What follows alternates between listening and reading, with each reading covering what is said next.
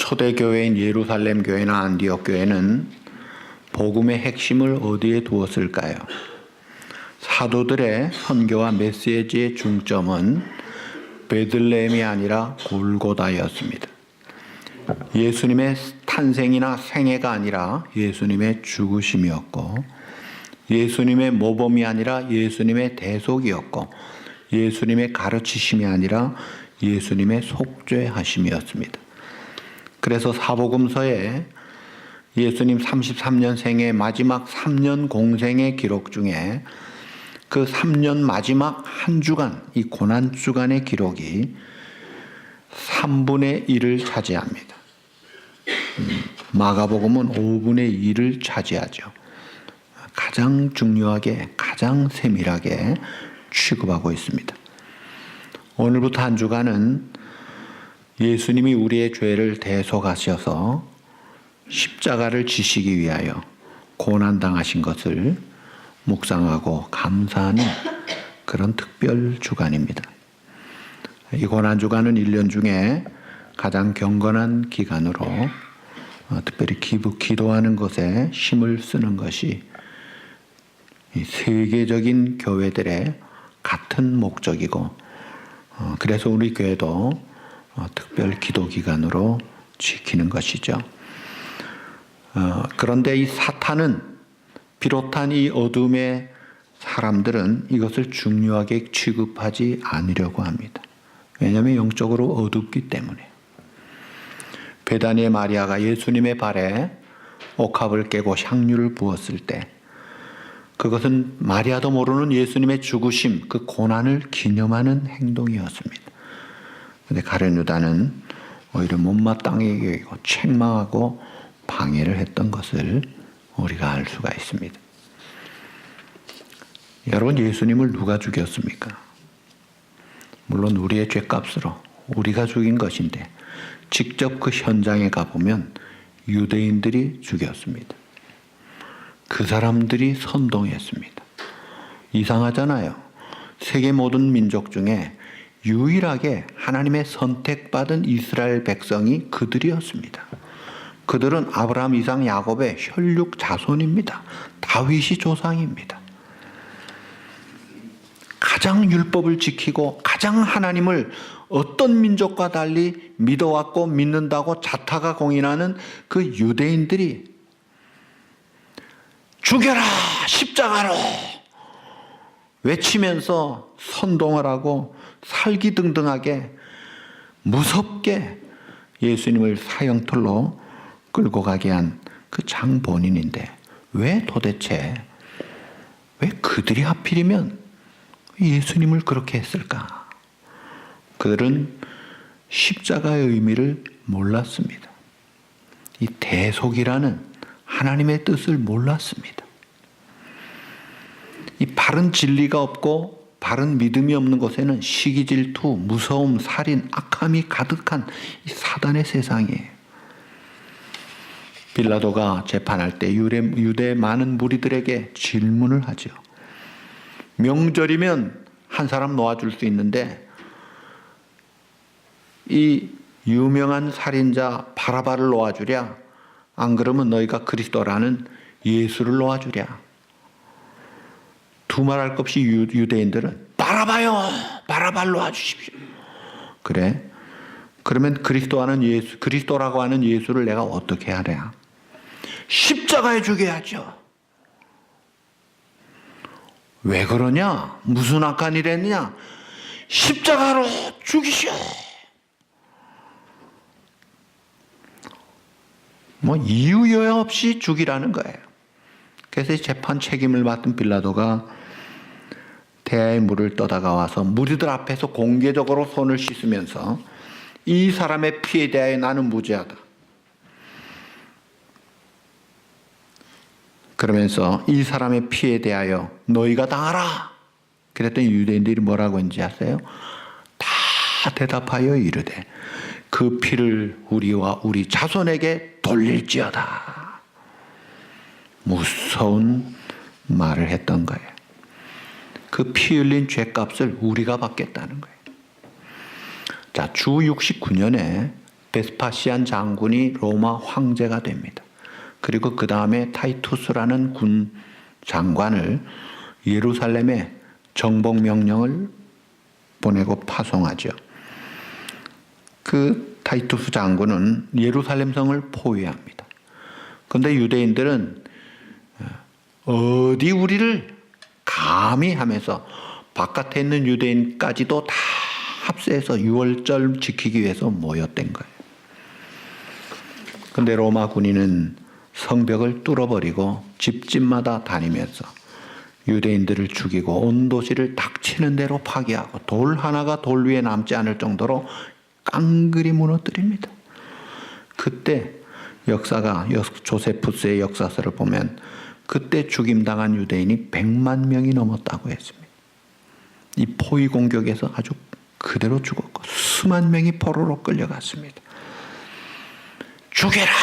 그 대가가 잘못되면 우리가 받는다는 그 메시아를 죽인 끔찍한 대가를 지불을 하는 거예요.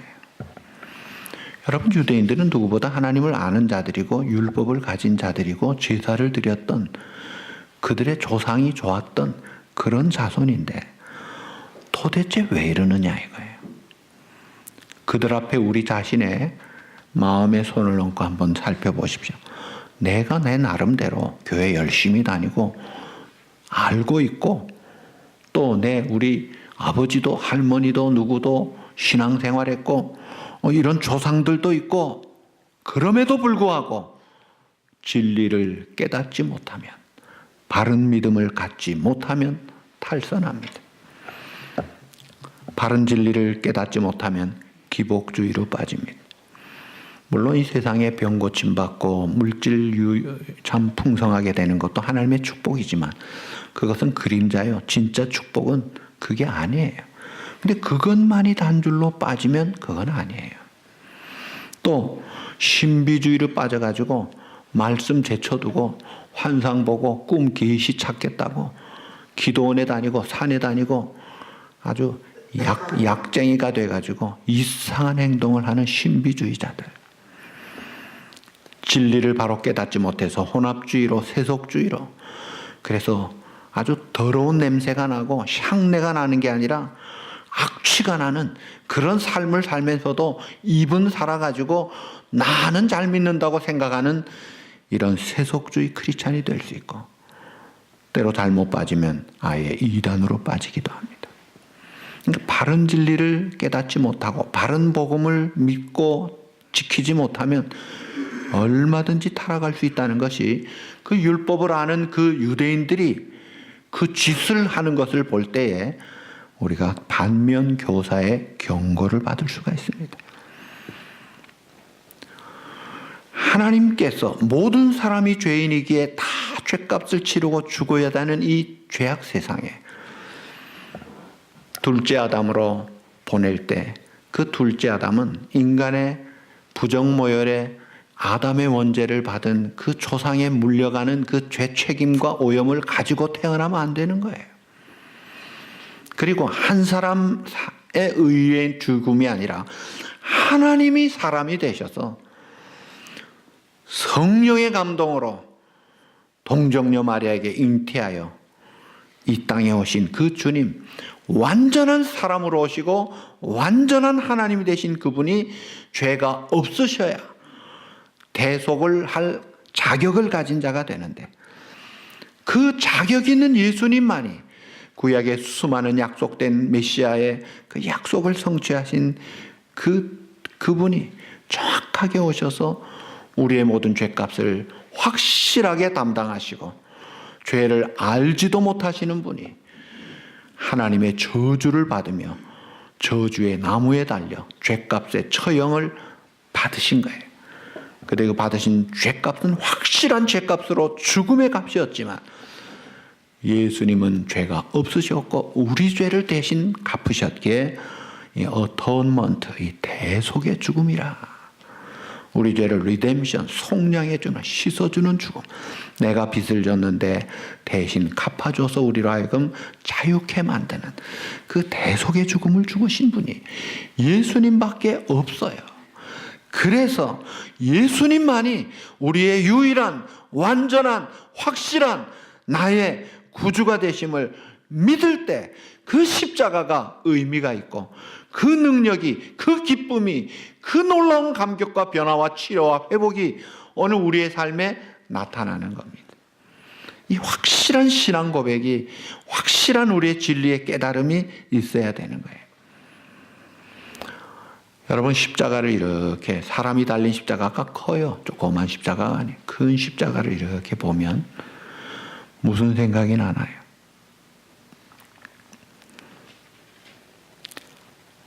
어떤 동영상에 보니까 십자가가 딱 있으면서 무슨 생각이 나십니까? 두 가지 생각이 납니다. 첫째는 내 죄가 생각이 납니다. 죄 때문에 저주와 죽음의 값을 지불하십시오. 또 하나는 하나님의 사랑이 생각이 납니다. 하나님이 사랑하셔서 독생자도 아낌없이 주셔. 자기의 몸 찢고 살 찢어 죄값을 치르셨구나. 사랑하는 성도 여러분, 빌라도 법정에 악한 유대인들을 보면서 고난주간을 맞이하면서 우리가 참된 십자가의 의미를 깨닫고 부활의 주님을 감사하면서 나아가는 그런 은혜로운 부활주일 맞도록 이 고난주간이 그 십자가의 은혜가 풍성한 한 주간이 되기를 바랍니다. 세계적인 성악가 호세 카레라스는 41세 젊은 나이에 푸치니의 오페라 라보엠을 주연을 맡아서 연습하다가 쓰러졌습니다. 백혈병으로 진단이 났습니다. 자, 그러나 그는 믿음이 있었고 십자가의 능력을 믿고 주님 앞에 기도했습니다. 하나님, 내 생명 다시 살려 연장해 주시면 남은 평생 주님을 위해 충성하겠습니다. 서원 기도를 합니다. 그리고 골수 이식 수술을 받습니다. 항암 치료를 받으면서 힘겹고 어려운 나날을 보내고 머리카락 빠지고 심지어 손톱 발톱까지 다 떨어져 나갑니다. 그래도 그는 계속 주님을 믿고 기도의 고삐를 잡고 하나님 앞에 매달립니다. 하나님이 그 기도를 들어주셨어요. 그래서 이제는 자기가 자신의 삶이 아닌 것을 깨닫고 기적같이 회복된 그는 자기의 전 재산을 팔아서 바르셀로나에 백혈병 재단을 세웁니다. 그리고 자기가 행하는 모든 공연 수익금은 백혈병 그 환자들을 위해서. 그러면서 자기는 고백합니다. 내가 이제야 비로소 나보다 다른 사람들을 볼 수 있고 알 수 있는 사람이 좀 되어가는 것 같습니다. 내가 이제는 단순한 노래만 부르는 것이 아니라 하나님을 증거하고 절망에 빠진 사람들에게 소망을 주는 그런 인생으로 살기를 원합니다. 십자가의 능력을 체험하고 새롭게 변화된, 회복된 그가 영적으로 강한 삶을 사는 것, 이 모든 변화가 이 십자가의 능력이에요. 십자가의 능력이 임할 때 개인이 바뀌어집니다. 가정이 달라지고 세상이 달라지고 사회가 달라지는 것입니다. 이 고난주간에 그 십자가의 은혜, 감격, 그 선열, 그 뚝뚝 흐르는 주님의 피, 그 피 묻은 주님의 그 사랑의 뜨거운 열망과 그 열기의 복음이 우리 가슴에 충만해서 세상에 때묻고 찌들고 지치고 어두운 심령들이 활기 있게 회복이 되어지고 놀라운 생동을 충만하게 체험하는 그런 은혜로운 한 주간이 꼭 될 수 있기를 우리 주님의 이름으로 축복합니다. 자, 종려주일 우리 주님이 이제 예루살렘 성을 입성하시는 내용인데 이것은 예수님 사역에 아주 중요한 의미 있는 사건입니다. 오늘 1절에 보시면 그들이 예루살렘에 가까이 가서 감람산 벳박에 이르렀을 때 예수님이 제자들을 보내셨다. 이 감람산에서 제자들을 보내셨어요. 이 감람산은 예루살렘 바로 옆에 기드론 골짜기 넘어서 있는 겟세마네 동산이 있고 그 옆에 이제 감람산이 있고, 그러니까 겟세마네 동산에서 기도하시고 잡히시고 또 감람산에서 승천하셨던 그 감람산에서 그 이 잡히시고 승천 이 직전에 우리 주님이 종려주일에 거기서 제자 둘을 파송하시는 거예요. 그러면서 건너편 마을에 가서 아직 사람이 타보지 않은 나귀 새끼를 끌어오라. 만약 누가 무슨 말을 하면 주가 쓰시겠다 하면 될 거야.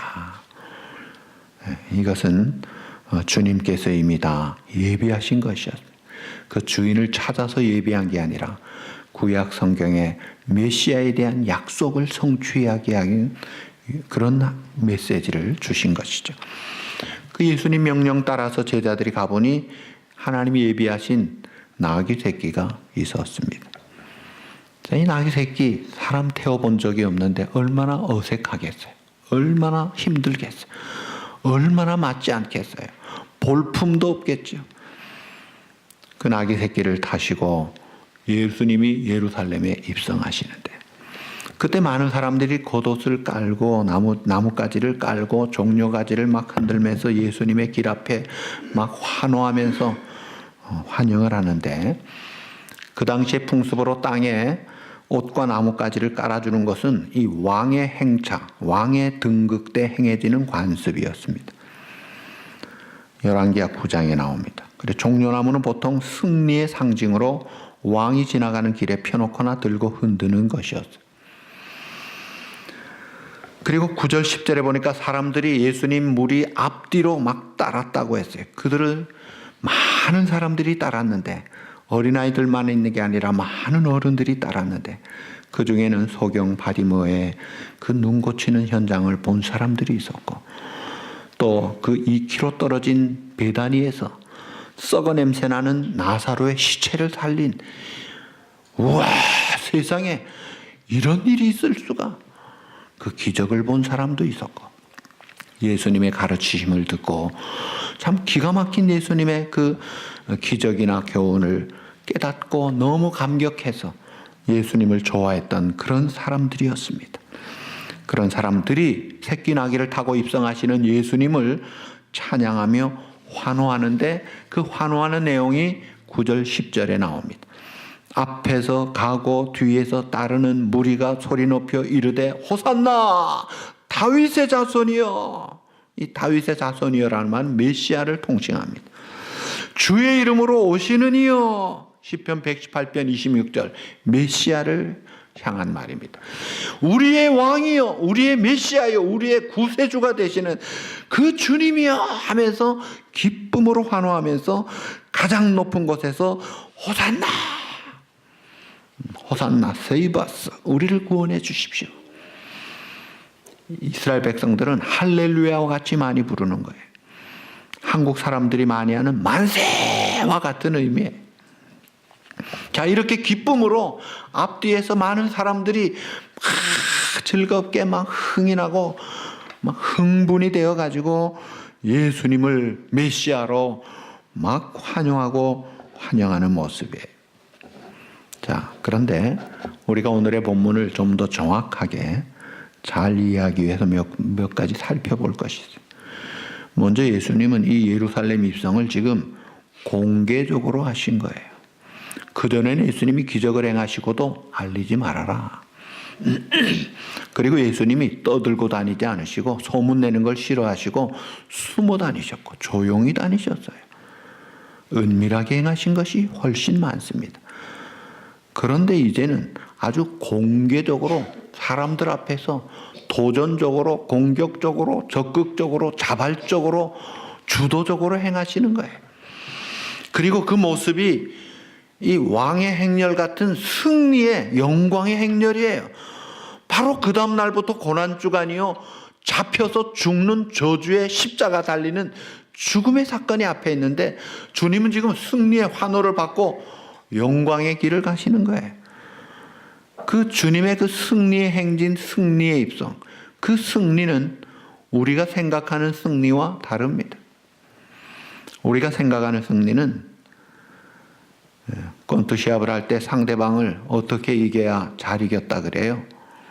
1회 초에 KO로 이기면 최고라 그러죠. 와, 마크 타이슨 한 방에 나가고만 정말 승자가 강하다. 세상 승리는 그래요. 상대방을 떡이 되게, 실신되게 넉다운을 시키고 내가 이길 때 아주 쾌제라를 부르는 최고의 승리로 이야기합니다. 그러니까 너 죽고 나 사는 것이 세상의 승리예요. 그런데 예수님의 승리의 입성은 반대의 승리였습니다. 그 의미가 전혀 다른 의미예요. 한 알의 밀알이 땅에 떨어져 죽지 아니하면 한 알 그대로 있고 죽으면 많은 열매를 맺느니라. 그 주님이 자신을 하나님의 밀알로 지금 산 제물로 들어가시는 거예요. 죽기 위해 내가 죽음으로 내 죽음의 값을 통해서 구원받을 많은 사람들을 살리기 위해서, 그러니까 자신의 죽음을 통하여 다른 사람의 생명과 승리를 위한 그 승리의 행진을 가는 거예요. 그래서 그 승리는 이게 영광의 승리지만 값을 치러야 되는, 죽음의 값을 치르는 거예요. 그래서 이 죽음의 값을 치를 때 죄가 용서받고 죄값인 죽음에서 자유함을 얻고 율법의 정죄와 송사에서 자유함을 얻고 하나님께로부터 의롭다함을 받고 영생을 받아 하늘 기업을 이을 영광의 자격자가 되게 하시는 이 승리의 길, 진정한 자유, 진정한 해방, 진정한 승리와 영광과 생명을 주시는 그 승리의 행진을 주님이 가시는 거예요. 그런 것을 볼 때에 우리가 주님의 그 리더십, 하늘나라의 리더십은 이 섬김으로, 낮아짐으로, 자신을 내어줌으로 이루는 것을 보게 됩니다. 이것이 교회에서도 마찬가지. 내가 높아지려고 하면 다른 사람이 낮아질 뿐 아니라 주님도 낮아지십니다. 그런데 내가 낮아지면 다른 사람이 높아질 뿐 아니라 주님이 영광을 받으십니다. 이것이 주님이 보여주신 승리의 모습이에요. 자, 그리고 예수님이 직접 나귀를 가지고 와라, 그리고 가자 하면서 입성하는 것이 도대체 이 적극적으로 공개적으로 하는 이유가 무엇이냐? 이것은 주님께서 지금 그 십자가의 길을 피하려고 하지 않고 도망치려고 하지 않고 주도적으로 자발적으로 그 길을 가시고자 하는 거예요. 십자가의 길을 가시는 거예요. 그리고 예수님이 타신 것이 뭐라고 했어요? 종려주일 예수님 타신 짐승 뭐예요? 나귀. 그것도 어린 새끼 나귀라. 여러분, 그것은 이미 메시아에 대한 예언된 스가랴 9장 9절 말씀을 성취한 것입니다. 스가랴 9장 9절에 이렇게 말씀합니다. 시온에 따라 크게 기뻐할지어다. 예루살렘에 따라 즐거이 부를지어다. 보라, 내 왕이 내게 임하시나니 그는 공의로우시며 구원을 베푸시며 겸손하여서 나귀를 타시나니 나귀의 작은 것 곧 나귀 새끼니라. 만왕의 왕 구원의 주 능력의 주님이 오시는 예언된 메시아에서 그는 겸손한 분으로 나귀를 타되 어린 양 새끼 나귀를 타고 오신다. 그러니까 예수님이 지금 나귀 새끼를 타는 게 우연 발생적으로 되는 게 아니라 구약의 약속을 성취하고 하나님의 섭리를 이루시는 거예요. 메시아 되심을 하나하나 성취하시는 그 모습을 보여주고 있습니다. 그러니까 이 일을 주도적으로 하시면서 때를 하시는 주님이 자신을 향하신 하나님의 뜻을 하나하나 구체적으로 적극적으로 자발적으로 성취해 나가시는 행진이에요. 사실 그 당시에 종교 지도자들은 6월절 큰 명절에 많은 사람들이 모이기 때문에 백성들의 반란을 두려워해서 예수님을 따르는 자들이 많은 걸 알기 때문에 예수님을 죽이려고 하는 생각을 안 했어요. 오히려 예수님이 드러나게 행동하면서 왕의 행렬을 하고 사람들이 환호를 하게 하니까 오히려 그들에게 더 적대감을 촉발을 시키고 십자가에 못 박히게 되는 원인 제공을 하도록 만드는 그 분위기의 그런 모습을 볼 수가 있어요. 예수님이 자신이 가는 길은 세상 죄를 지고 가는 하나님의 어린 양으로 모욕과 수치와 이 오욕의 길이었지만, 그러나 자기의 사명을 감당하기 위해서 자발적으로, 적극적으로, 공개적으로 입성을 하신 거예요. 나귀 새끼를 다졌다는 것은 이 땅의 왕들과 다른 모습이죠. 이 땅의 왕들은요, 개선 장군만 돼도 아주 걸쭉한 준말을 탑니다. 보통 100마를 타는 왕들, 카타피 100마를 탄 그 사진을 제가 본 적이 있어요. 후세인, 김정일 100마를 타고 아주 자기들이 왕같이 쇼업하는 모습들이, 그러면서 얼마나 많이 대단하고 거창하고 영광스럽고 위엄이 있고 많은 사람에게 힘있게 강자로 보이는 그런 모습이 세상의 왕의 모습인데, 지금 예수님의 모습은 나귀 새끼 타고 있는 모습이에요. 무력이나 군사력이나 정치 경제력이 아니라 그 왕 대신 주님은 겸손의 왕, 평화의 왕이라는 거예요. 이것이 참 하나님 나라의 주님의 모습이요, 오늘 우리 교회 리더십의 모습, 낮아짐과 섬김의 그런 메시아의 본질을 보여줍니다. 그래서 우리 교회에서도, 가정에서도, 직장에서도 진정한 리더가 되려면 섬김에 앞장서고 온유하고 겸손한 그런 모습으로 나갈 때 그것이 하나님 나라의 리더십인 거예요. 리더십 is servantship, 종의 도를 가져라. 요한복음 13장에 우리 주님의 그 말씀과 행동에서 보여지죠. 어쨌든 그 당시에 많은 사람들은 예수님의 메시아의 본질을 잘못 이해했기 때문에 그들이 기대했던 메시아는 이방 세력을 멸하고 아주 경제적으로, 군사적으로, 정치적으로 확실하게 제압하고 슈퍼파워를 가져가지고 우리의 압제, 우리의 한, 우리의 억울함, 우리의 당한 수치, 원수를 갚아주는, 그래서 가품이 되고 한풀이가 되고 슈퍼파워로 자기의 소원을 들어줄 그런 메시아를 기다렸던 거예요. 그래서 예수님이 정작 십자가에 달려 죽으실 때는 그 사람들은 다 떠나버리고 도망가 버렸습니다.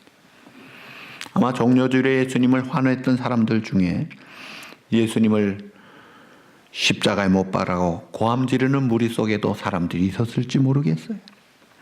그러니까 이 종려주일에 예수님이 예루살렘 들어갈 때에 막 열정과 환호했던 사람들, 그 열정과 환호는 뭐냐 이거예요. 별로 의미가 없어요. 헛된 거예요. 제자들마저도 우쭐우쭐 하다가 예수님이 정작 잡히시니까 다 도망가 버렸잖아요. 숨어 버렸잖아요. 나중에 예수님이 영광을 받으신 후에 그 의미를 깨닫고 성령으로 무장해서 일어난 거예요. 자, 오늘 우리가 이 본문을 통해서 교훈하는 것은 진정 우리 주님께서 원하시는 신앙생활이 무엇이냐. 예수님을 따르면서 열정적으로 환호하는 그 대단한 거창한 열정이 있었는데 그들에게 가장 큰 문제가 뭐냐 이거예요. 그들은 예수님이 진정 누구이신지 제대로 몰랐습니다. 예수님이 이 땅에 오셔서 왜 이 길을 가시는지 그 진정한 뜻을 몰랐던 거예요. 그러니까 모르고 따랐던 거예요. 자기들 소원만 가지고 따랐던 거예요. 그러다가 정작 자기들이 생각한 것과 다르게 되니까 아니구만 하고 도망가 버립니다. 오늘 우리가 주님을 따르면서 주님을 위해 주님을 섬기며 신앙생활하면서 점검해야 될 것이 있습니다. 무엇보다도 먼저 바른 신앙 고백을 점검해야 합니다. 오늘 본문에서 예수님을 따랐던 많은 사람들 가장 큰 문제는 주님에 대한 신앙 고백이 없었습니다. 주님을 몰랐기 때문에 그 무지함과 불신 속에서 그 신앙 고백의 기초가 안 되니까, 기초가 없으면 이 기초가 안 된 건물이 진동을 하면 무너지듯이 무너져 버리는 거예요. 오늘날 적용해 보면요, 많은 사람들이 예수님을 훌륭한 사람으로 생각은 합니다. 4대 성인 중에 들어가 있습니다. 어떤 사람은 사회 개혁가로 가난한 자, 약자, 병자들 편에 있었다. 사실입니다. 어떤 사람은 예수님만큼 참 이 세상의 제도를 바꾼 분인 노예 제도를 폐지하고 인권이 몰살당한 여성들을, 장애인들을 회복하게 하고 올바른 결혼 제도를 정착하게 하고 수많은 복지가 증진되고 사회 구조가 개선되는 일에 우리 주님이 많이 샘플로 등장합니다. 부분적으로 사실입니다. 그러나 예수님이 그 목적으로 오신 것입니까? 그것만 붙들고 있다가는 그 목적 안 되면은 예수님 떠나는 이 사람들과 똑같다 이거예요. 가장 큰 문제는 이 4대 성인이다, 내가 존경한다, 문학에서도 음악에서도 철학에서도 각종 분야에서도 예수님이 모델이지 훌륭하지 하면서도 정작 예수님을 어려움 당하면 떠나는 이유가 그게 예수님에 대한 분명한 신앙 고백이 없기 때문에. 예수님은 유일한 완전한 하나님이요 사람으로 죄가 없으신 우리의 죄값을 치르신 오직 한 분, 그분이 내 죄값을 구약에 약속된 대로 창세기 3장에서부터 예언된 대로 수많은 약속대로 때가 참에 여인의 아들로 오셨고 동정녀 마리아에게서 탄생하시고 그리고 고난의 길을 가시고 우리의 죄값으로 정확하게 사실은 시간까지 맞추는 거예요. 유월절 양 그 시간까지 정확한 메시아, 구약에 약속된 그 성취자로 오셨음에도 불구하고 이걸 믿지 못하고 알지 못하니까 그 고백이 없는 거예요. 그 신앙이 없는 거예요. 정말 예수님이 내 죄값을 다른 사람이 아니라, 많은 사람이 아니라 내 죄값을 확실하게 지불하신 나의 영원한 유일한 구주가 되시느냐 이거예요. Who is Jesus? 주님이 누구냐 이거예요. 나와 무슨 관계가 있느냐 이거예요. 그 주님의 죄값을 치르신 대속의 죽음과 부활, 다시 오실 주님이 확실한 걸 믿기 때문에 나는 더 이상 죄 가운데서 죽음 가운데 미래가 절망스러운 허무한 인생을 사는 것이 아니라 이제는 죄에서 용서함 받아 하나님으로부터 의롭다함을 받은 자가 돼요. 율법아, 너가 쏘는 게 뭐야? 죽음아, 너 이기는 게 어디 있어? 누가 나를 송사하겠어? 사도 바울이 그렇게 악랄한 짓을 했지만 구원받고 변화가 된 다음에 이 분명한 진리의 고백을 가지고 얼마나 당당하게 삽니까? 이 감격과 이 기쁨과 이 충만함이 바른 신앙 고백의 기초 위에 서 있는 거다 이거예요. 이런 바른 신앙 고백이 있느냐 이거예요. 교회를 몇 년 다닌 분이에요. 우리 교회 집사님이 멀리 이사 가셨지만 저한테 그래요. 목사님, 저는요 하나님을 믿습니다. 그런데 예수님은 안 믿어져요. 전형적인 종교인입니다. 또 어떤 분은요, 저는 천주교하고 기독교가 다른 게 없기 때문에 천주교에서 영세받은 거로 만족하겠습니다. 입교 안 하겠습니다. 전형적인 종교인입니다.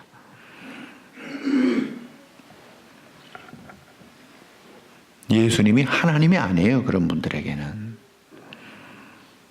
예수님이 영원한 유일한 구주요 하나님이요, 내 모든 삶을 주관하시고 나와 함께 하시고 언제나 동행하시고 내 삶을 책임져 주시는 그 든든하신 그 사랑과 능력과 지혜에 충만하신 그 주님 품 안에 사는 사람과 그런 고백이 없이 때맞춰 오기는 하지만 맥 빠진 인생으로 살아가는 그런 삶이 다르다 이거예요.